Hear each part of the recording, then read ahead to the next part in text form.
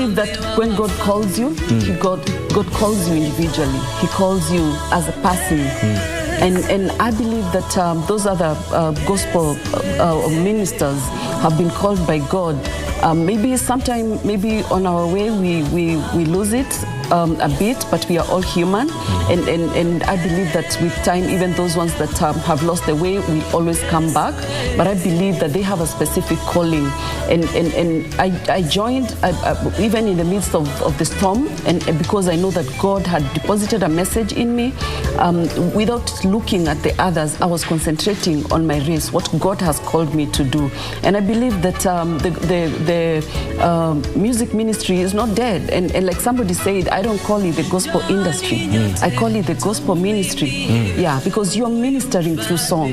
We have evangelists and we have preachers who are spreading the word of God through evangelism and teaching. But we are also ministers because God has called us to spread the word of God through singing. So I consider myself a minister because that is the way I fulfill the Great Commission, where we are all called to be disciples and to make disciples. Let me ask you this then. Do you feel like there's a divide in the gospel ministry? Do you feel like there are others who consider themselves artists and not ministers? I think it is the way you bring yourself out there. And if I call myself an artist, then they understand what they mean by artist. I cannot define that for them. But there are also those ones who call themselves gospel minister.